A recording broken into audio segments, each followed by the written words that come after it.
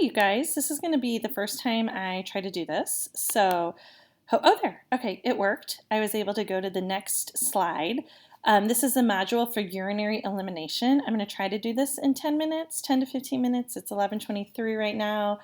Okay, I'm going to be done by 11:40. So I just want to give you an overview when you're looking at slides, how you can pick the key points out, because in order for you guys to be successful throughout this nursing program, you guys need to be able to read information and pick the key points out. Since I didn't lecture in class on urinary, bowel, or nutrition, I'm going to go ahead and do this sort of way of doing it for you guys, and maybe this is something we'll integrate moving forward if you like it with other classes. We'll see.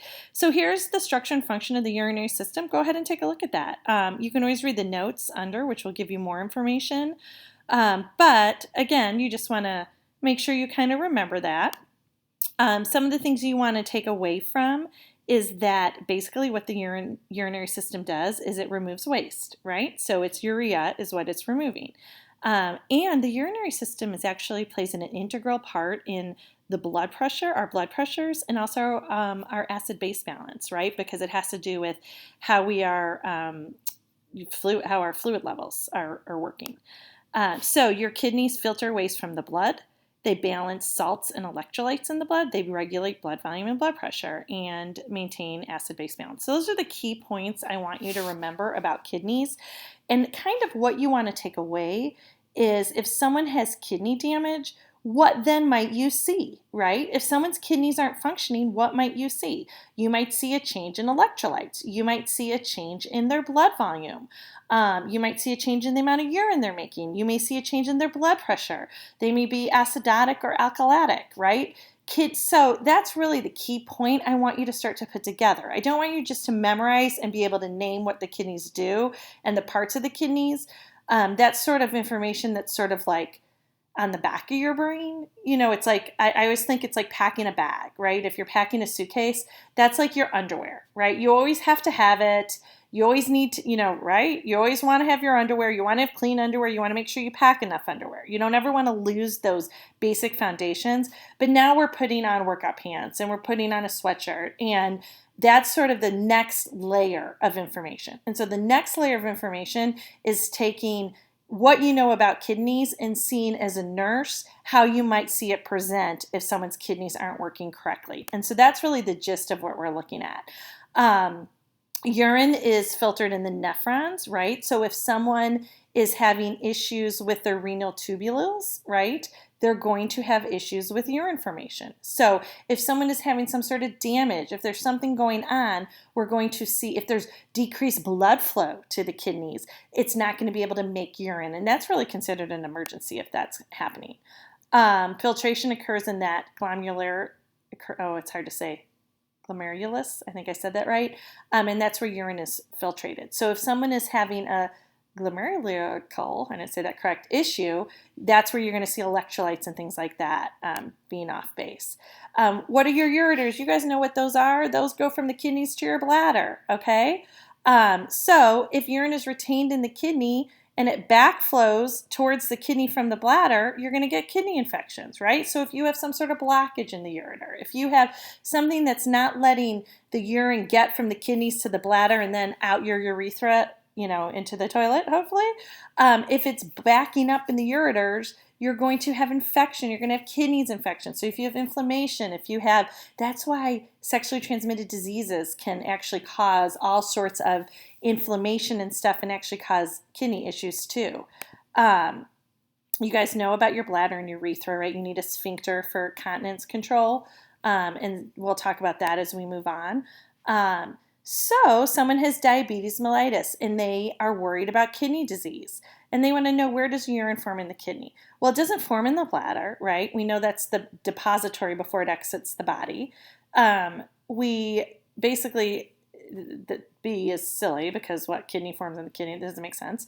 And ureter is just a tube to get the urine from the kidney to the bladder. So it's the nephron, that's the part. So if someone has nephritis or something going on, it's going to affect urine. Innervation, what does that mean? When we talk about innervation of the bladder, that's the nerves. So the bladder has a ton of different nerve innervation. that causes us to feel when our bladder's full, to feel when it's empty, to feel that urge to pee.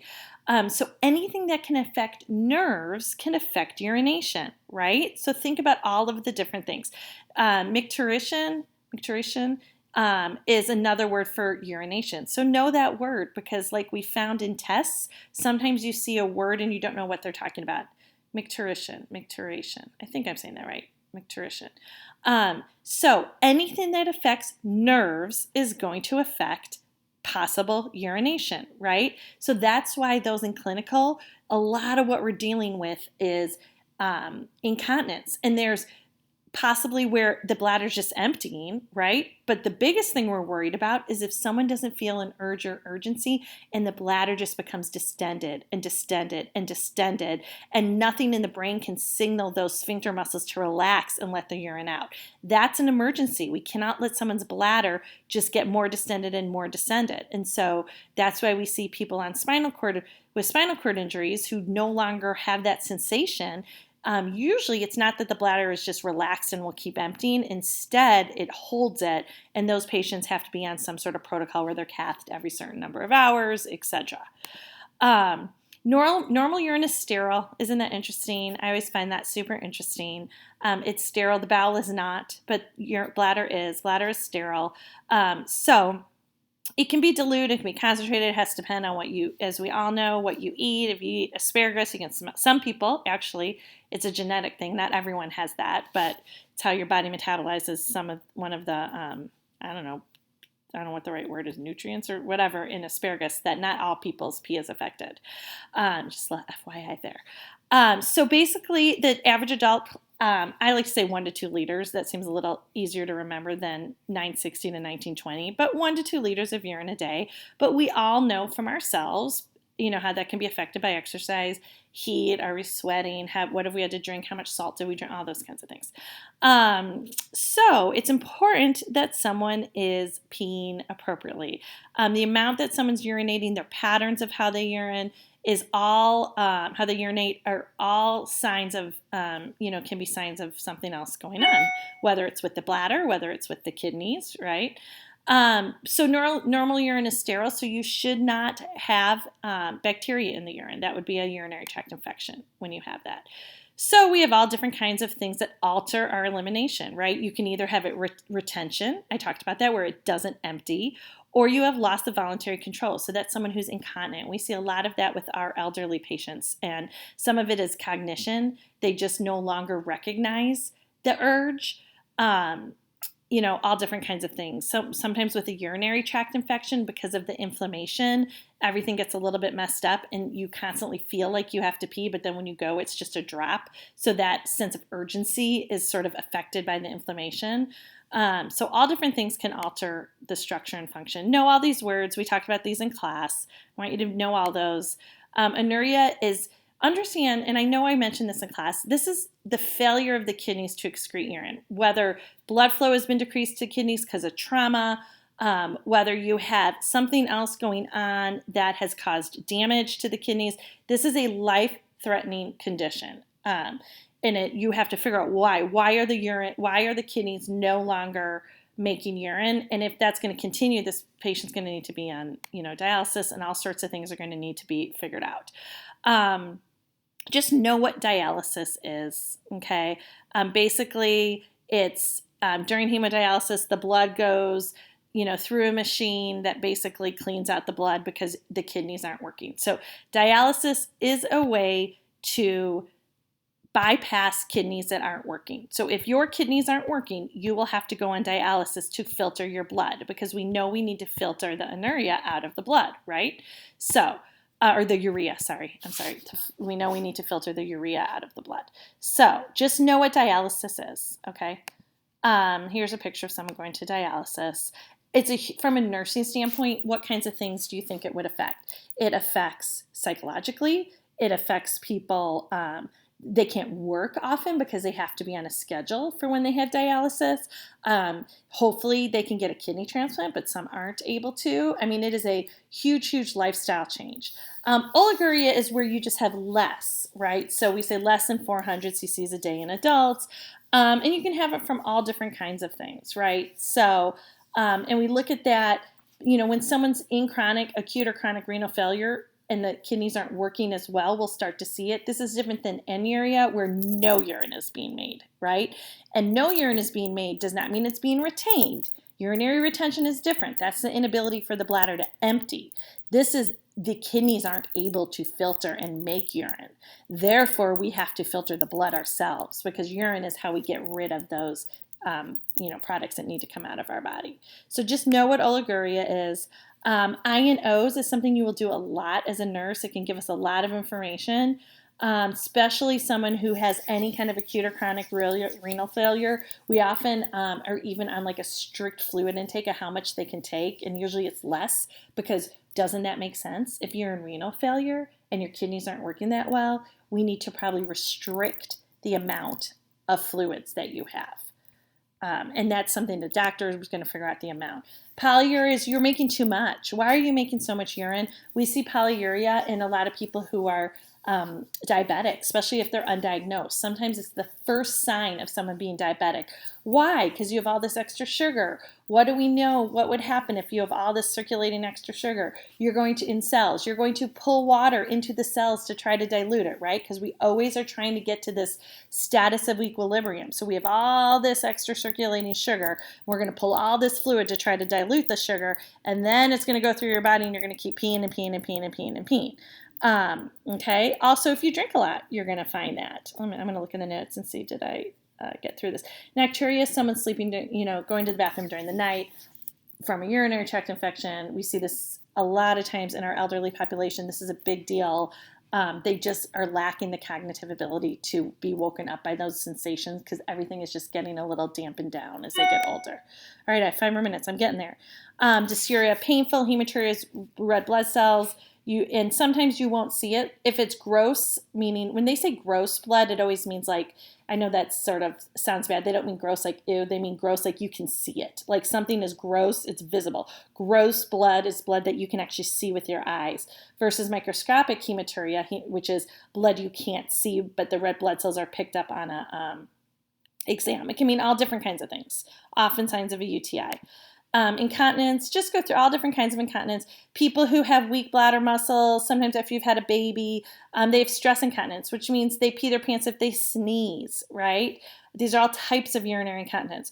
Urge incontinence happens a lot in the elderly, where all of a sudden they have such a strong urge to go, and then their bladder rapidly contracts. And so we do a lot of medications to stop that urge incontinence. That's a lot of times what you see in the elderly, is all of a sudden they have to go and they can't get to the bathroom in time. Sometimes you'll have a mix of both, right? Everything isn't always black and white.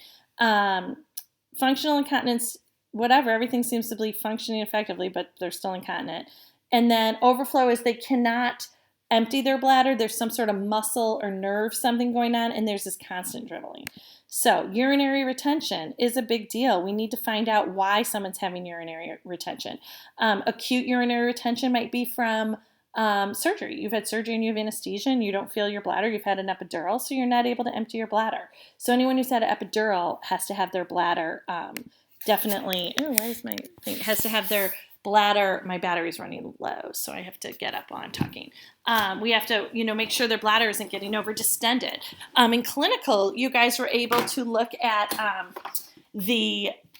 what did we look at? What was that called? The bladder scanner. And that was kind of cool, is to be able to do the bladder scanner and see, and that's used to see, can someone be emptying their bladder completely? Because a lot of times, someone who has some sort of spinal cord injury might be able to enter their bladder a little bit, but not completely. So those are all different types of urinary retention. I'll let you read that.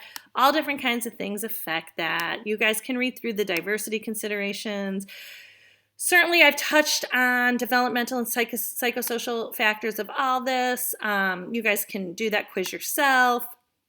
We've talked about this. We've talked about this. Again, just skim, don't need to memorize. If it's highlighted, I pay closer attention to it.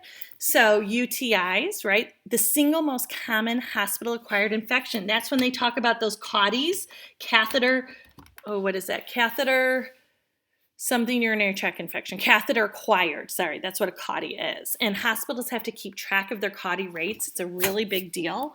And we know why there's tons of protocols and procedures now into how you catheterize someone, and they have to meet certain criteria now to be catheterized, all sorts of kinds of things. So you don't need to worry about a urinary diversion. I mean, that's not something that we're really going to see. Just know it occurs.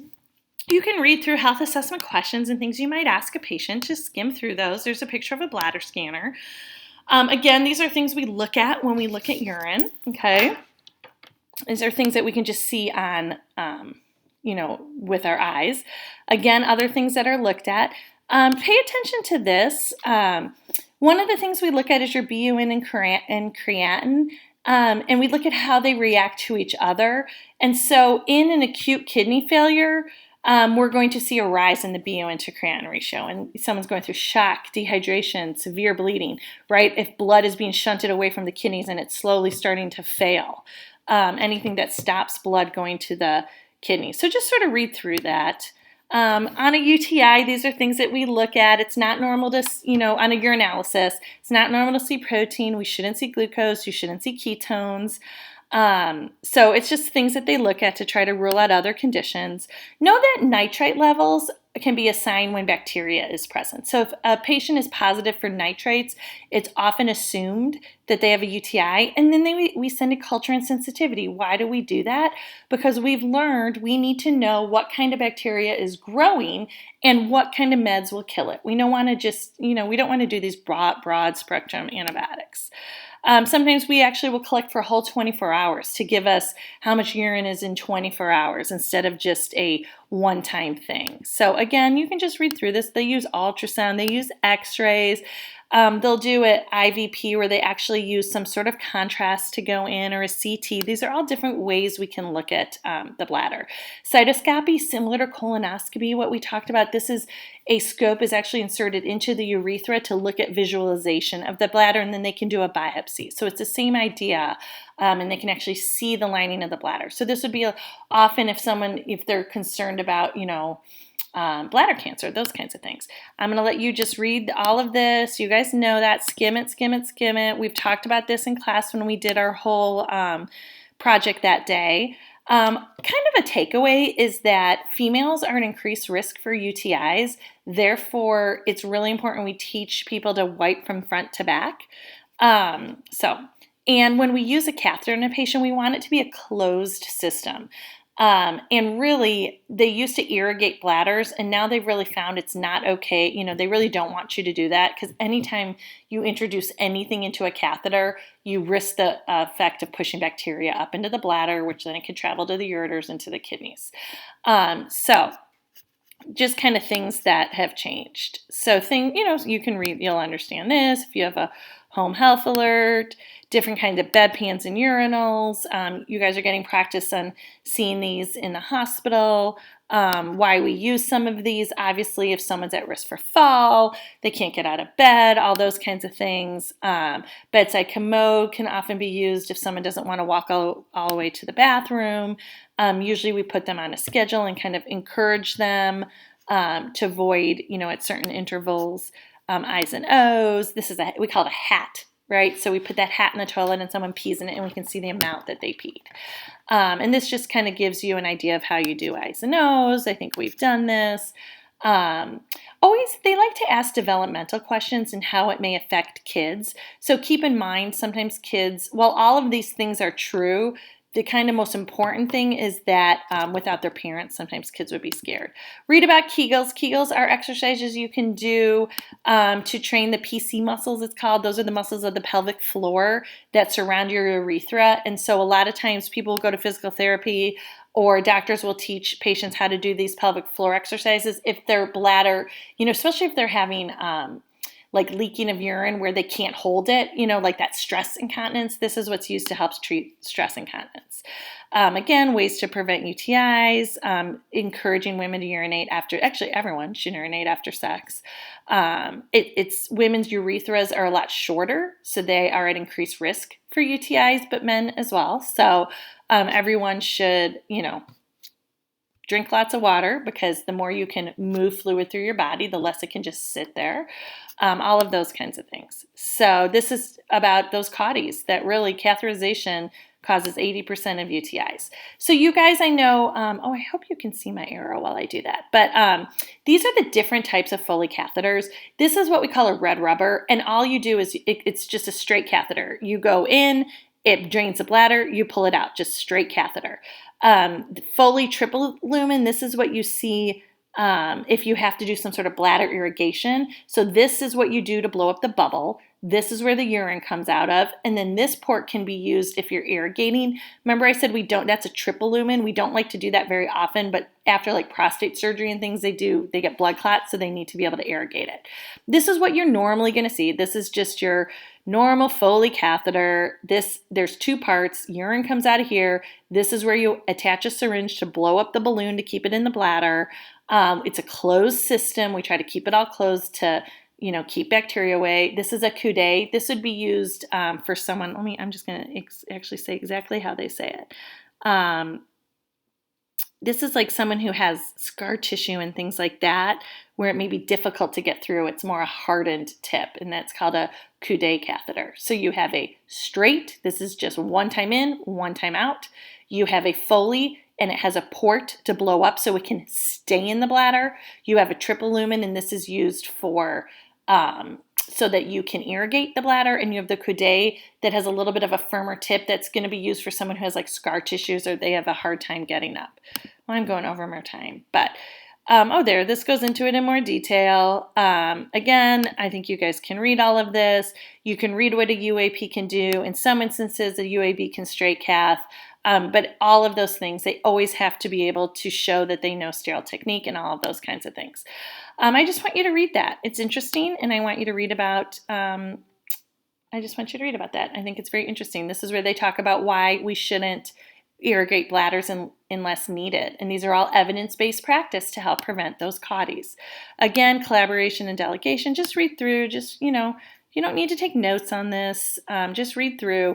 Know that, like we keep talking about, all these organizations set the standard and protocols based on evidence-based practice. So the CDC is the one who sent all of these kind of protocols that we need to follow to prevent caudis.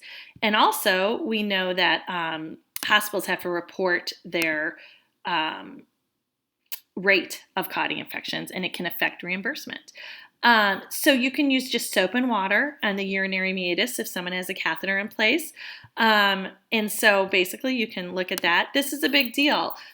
Catheter bags have to be kept below the level of the bladder. Why? If you raise it, you're refluxing urine back in the bladder, right? And what if there is a little bacteria that somehow got up into the tube, and hopefully the urine's just going to push it out. But if you pull it up, it's going to flow back into the bladder. It could go into the ureters, go into the kidney. So we always want to keep and educate patients to keep the catheter bags below the level of the bladder. And that's something that you're going to want to know, because you might see that in a test. This is a catheter that's actually inserted directly into the bladder above the pubic bone. You don't need to know too much about that. Condom catheter, I think you can figure it out. That's pretty evident. Perineal care, again, it's really important, especially if someone is having incontinence or if they have an indwelling catheter, that you're really just using soap and water. All of those other kinds of things that you can use cause inflammation and infection. So again, you can just read through this. Nothing that you need to know by heart. I think it will make sense to you. Looking at evaluation and why we do this, right? So your takeaway is, if someone has kidney disease, what are the types of things you're looking at? All types of stuff. So I think this makes sense to you. Oh, good. I'm only 2 minutes over. I hope this was helpful. And so now I need to figure out how to turn this off. So bear with me for just a minute. You all are smart and brilliant, and I know that you all are going to do well. I'm sorry, now it's losing the,